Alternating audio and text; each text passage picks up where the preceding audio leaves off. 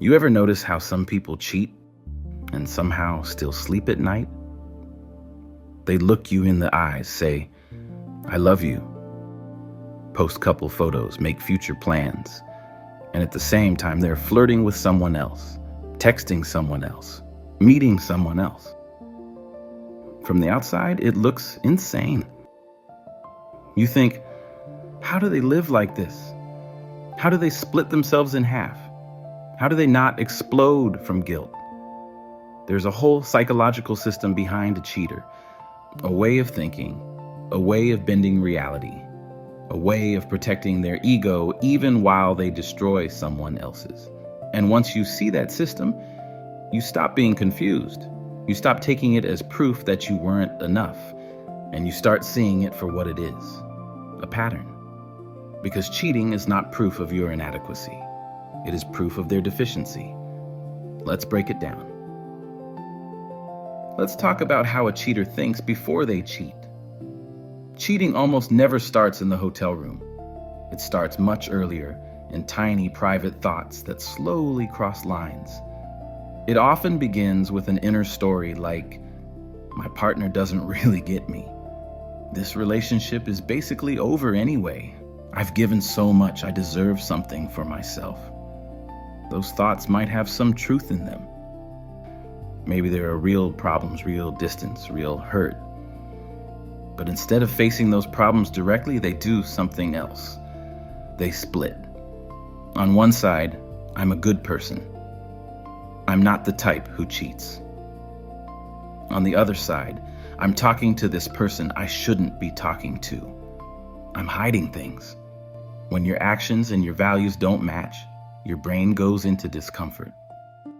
Psychology calls it cognitive dissonance. It simply means, my behavior and my self-image don't fit, so I need to change something. A healthy person will try to fix the behavior, end the flirting, have a hard talk with their partner, set boundaries. A cheater often goes the other way. Instead of changing what they do, they change how they explain what they do. It's not that serious. Everyone does this.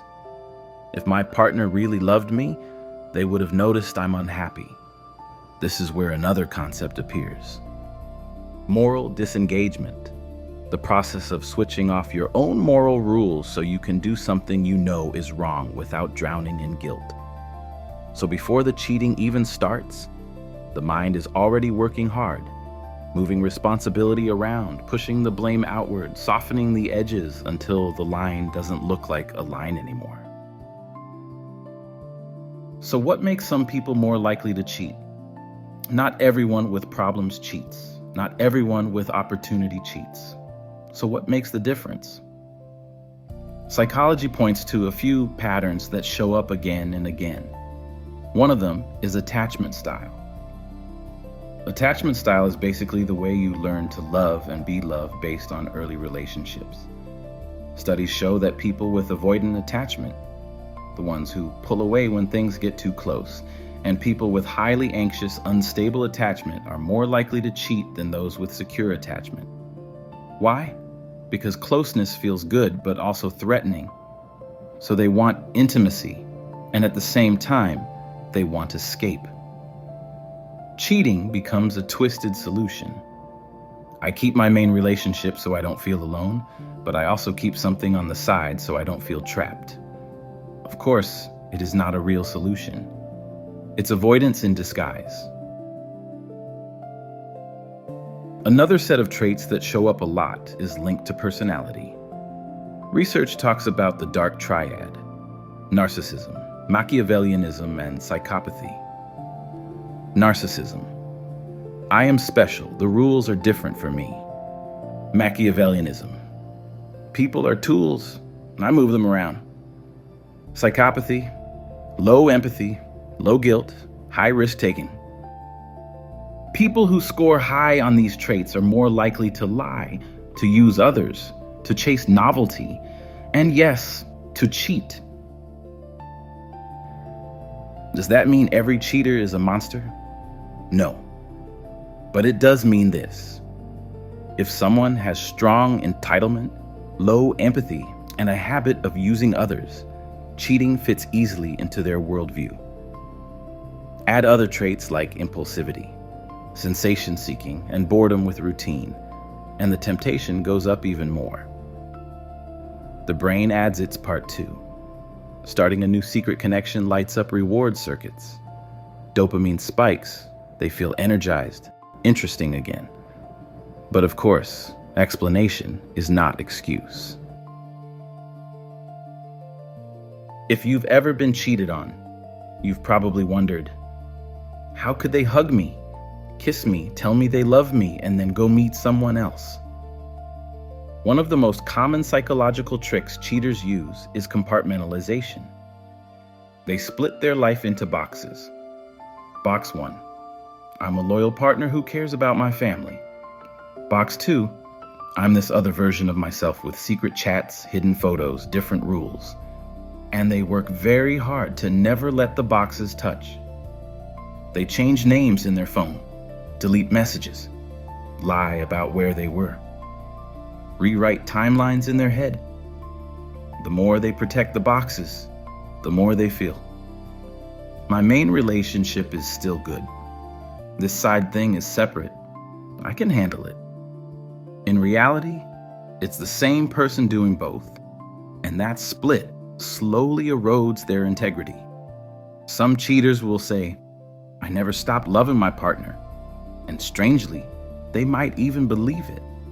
Because in their mind, love is in box 1, betrayal is in box 2. And as long as the boxes don't touch, they can still feel like a decent person. So, what are the stories cheaters tell themselves? To keep cheating going, they need stories. Without stories, the guilt would crush them. Some of the most common ones. It's just physical. Translation: I want the pleasure without the emotional consequences. My partner drove me to this. Translation: I refuse full responsibility, so I'll drag them into my choices. If the relationship was truly right, I wouldn't even be tempted. Translation: instead of repairing, I'll use the flaws as excuses. This proves I'm still attractive. Translation: my self-worth is fragile, and I'm using other people as a mirror. Psychology has a term for this constant self-protection: self-serving bias. The instinct to explain our actions in ways that keep our ego comfortable and put the blame elsewhere. Paired with cognitive dissonance, this bias can keep someone cheating for months or years while convincing themselves that they are not as bad as real cheaters. There are different types of cheaters. Not all cheaters are the same. The chronic cheater, the one with multiple affairs, a habit of double lives, entitlement, low empathy, and often dark triad traits. The situational cheater, someone who cheats during a period of grief, loss, major stress, or identity crisis. The exit cheater, they already want out of the relationship. Instead of ending it honestly, they cheat to create distance or force the breakup.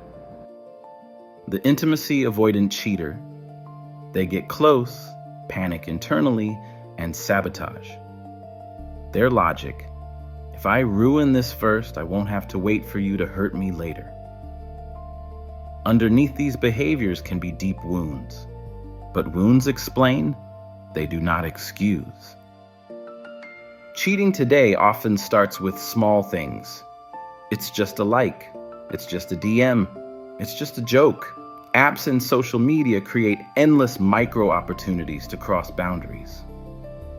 Emotional cheating grows from late night conversations, private jokes, venting about your partner, sending photos you'd never show your partner. The rule is simple. If you're hiding it, you already know what it is. So what happens inside the cheater during the affair? Many cheaters live in a constant roller coaster. Before seeing the other person, anticipation. During the affair, high energy, feeling wanted, escape from monotony. After, guilt, fear, promises to stop. Then again, boredom, emptiness, searching for the next hit. The cycle repeats and becomes automatic.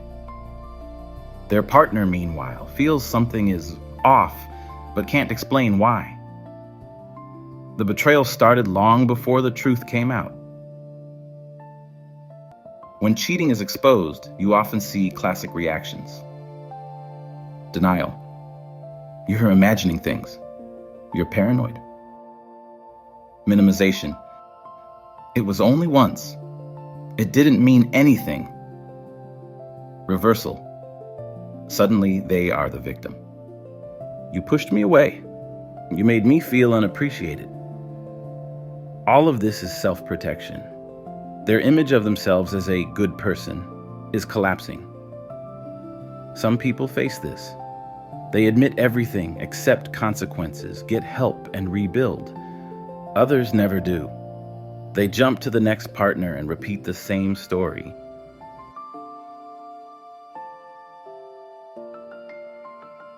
At the end of the day, a cheater is not a mysterious creature. They are a person, often with poor emotional skills, avoidant or anxious attachment, high impulsivity or entitlement, and a lot of unexamined pain. Some can change, but only if they stop lying to themselves first. And if you were on the receiving end, hear this clearly.